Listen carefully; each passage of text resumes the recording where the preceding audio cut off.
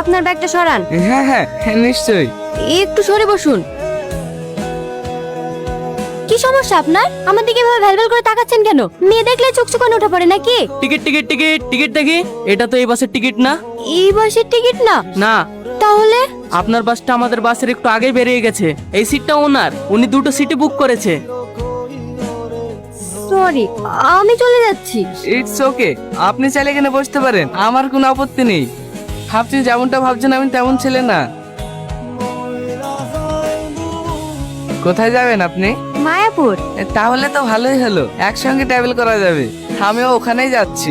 মায়াপুরের কোথায় যাচ্ছেন আপনি? জমিদার বাড়ি। জমিদার বাড়ি? কি হলো, জমিদার বাড়ির নাম শুনে হঠাৎ দাঁড়িয়ে গেলেন যে? ভয় পান নাকি? না না, ভয় পাই না। বড় সাহেবকে আমি অনেক শ্রদ্ধা করি। আর তাছাড়া আপনি ওই বাড়ির ছেলে, আপনার পাশে বসে আমি যেতে পারি? আপনি ভুল ভাবছেন, আমি ওই বাড়ির ছেলে না। তাহলে আপনি ওই বাড়িতে কি করতে যাচ্ছেন? আমি একজন ইলেকট্রিশিয়ান।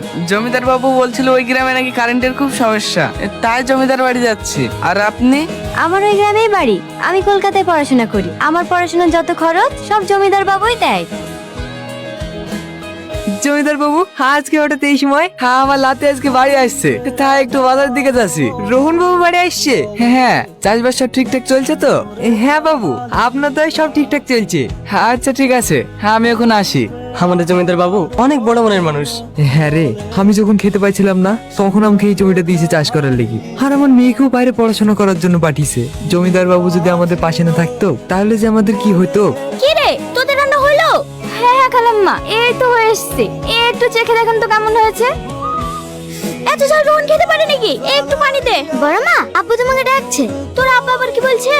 জানিনি, আব্বু তোমাকে তাড়াতাড়ি যেতে বললো। ঠিক আছে, তুই যা, আমি আসছি। এই ছুটকি, তোর দাদু কোথায় গেছে রে? দাদু মাংস আনতে গেছে বড় মা। আব্বা এখনো মাংস নিয়ে আসেনি। এই রাকেশ, রোহন আনতে যাস না এখনো? এই তো চাচি বড় মা, এই নাও। না না, ঠিক আছে। আরে নাও না, খুব ভালো খেতে। ওই তো জমিদার সাহেবের গাড়ি। আপনাকে নিতে এসেছে নাকি? হ্যাঁ, আমি তো এই গ্রামের কিছুই চিনি না, তাই জমিদার সাহেব গাড়ি পাঠিয়ে দিয়েছে মনে হয়। ঠিক আছে, যান তাহলে। তুমি হেঁটে যাবা? হ্যাঁ।